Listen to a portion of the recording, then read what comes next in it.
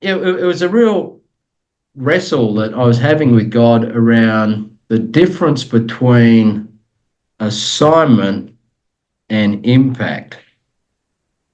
Because an assignment is something that you are given to go and do, which may take your lifetime, may take 12 months, may take a year, who knows, or, 5 years, whatever it might be.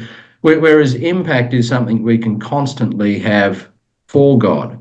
And sure, our assignments are going to have an impact, and we've been shaped and designed to do whatever that calling is.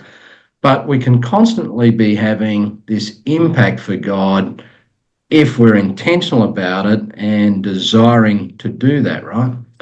And I think for me, I can only talk in the eye, but I've noticed it in other people too, so there is that. But quite often, there's this thought process that we have that we're waiting for something to happen before we can go and do X. Right, and so we've got to have all our ducks lined up. We've got to have the business looking this way. We've got to have this happening that way. And when all that happens, then God, I'm ready. Right, as opposed to, hey, I can actually be doing some stuff along the way. And hence there's that saying that it's not about the destination, it's about the journey. So it's okay, on this journey, what impact can I possibly be having for God? And I think the problem, and again, I'll just speak in the eye, that I've had with this is from a sense of my own strength, I have to wait till there so that all my ducks are lined up before I can start doing that other stuff, right? As opposed to operating in God's strength, right? And I think this has really come from the power of a pray day for me, is that I can start having impacts for him along the journey because I'm operating from his strength.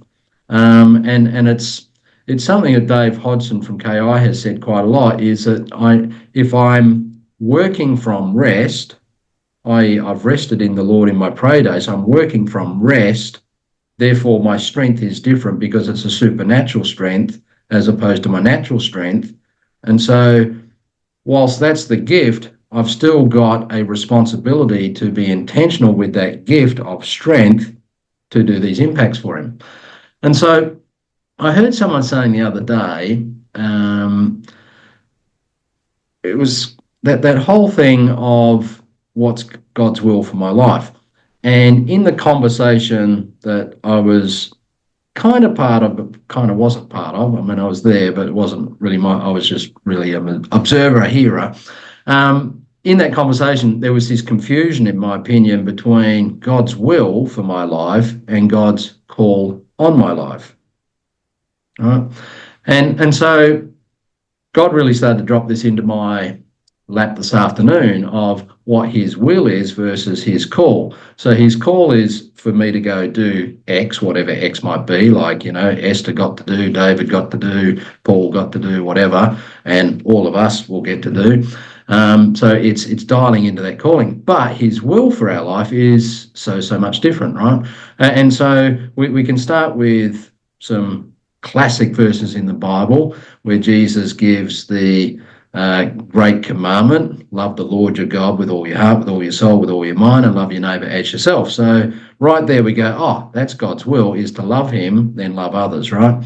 And then we have the Great Commission, a few verses later in Matthew 28, which says, go and make disciples of all nations, of which quite often the church has got that confused with, individuals rather than nations, right?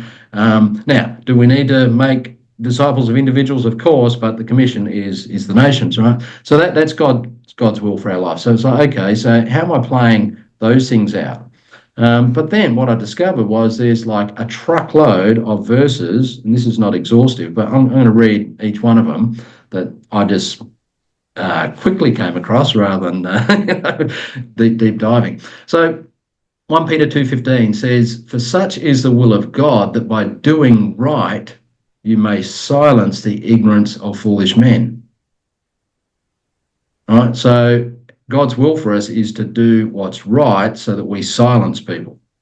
Right? The world's view of silencing people is to bash them down and, call them names and, but ours is to do right. That's the will of God, right? The next one, 1 Peter 3:17, for it is better if God should will it so that you suffer for doing right than for doing wrong. And I think we talked about this 2 weeks ago.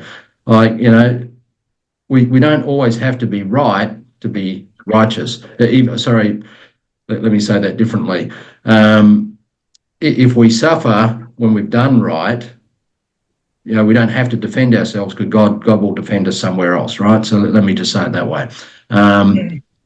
Philippians 2:13, for it is God who is at work within you, both to will and to work for his good pleasure. And so then 2:14 says, and so do everything without arguing and complaining. So that's his will, to not argue, which from a human point of view, a world point of view, we want to argue because we want to be right. He's going, don't do that. And also from a world point of view, we want to complain about anything and everything. And he's going, don't do that. That's not my will for you. Don't argue, don't complain, right? All right. And so there's a whole bunch of other verses here, and I'll read another one in a moment. But my point is that there's so much that we can intentionally be doing, which is his will, which actually has an impact on our staff, on our clients, on our suppliers, on the marketplace in general, which we can be doing as we're either unlocking or activating or even pursuing our assignment, which then becomes our witness because we're doing his will, right? But I just wanted to read this other one because I've got a whole bunch of here that I could send you. But this one, I just thought was really, really interesting. So this is Ephesians 5:15-18. So it says, be careful then how you live, not as unwise but as wise. Make the most of every opportunity in these evil days. Right? And it's like, well, how did Paul know that these days, like they were evil back then, they're evil now, right? Do not be foolish, but understand what the will of the Lord is. And then it goes on to say what the will of God is. So it says, don't get drunk on wine, even though a good wine is nice, just don't get drunk on it, but be filled with the Holy Spirit, singing psalms and hymns and spiritual songs and making music to the Lord. So there's the will of God. Be filled with his Spirit and let it pour out, right? Which is interesting because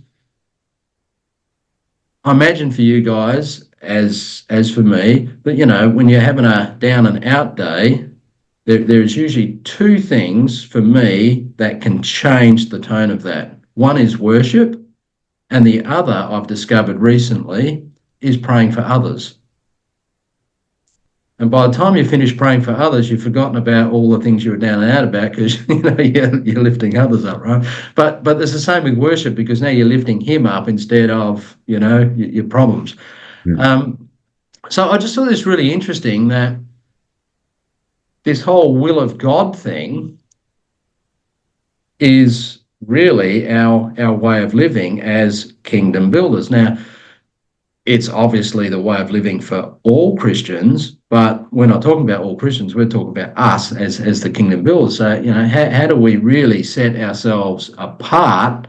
Well, we do it by doing the will of God. And so then the thing becomes, so how do I actively make that kingdom impact on every conversation, on every contract, in every transaction? You get the picture, right? So that's I just want to open up the discussion tonight around that will of God and that impact we can be having, even if our assignment is not happening the way we want it to, or we're not ready entirely for it. We can still be having that impact, which that is at least something we can participate in regardless of whatever else is going on. So, yeah, there it is.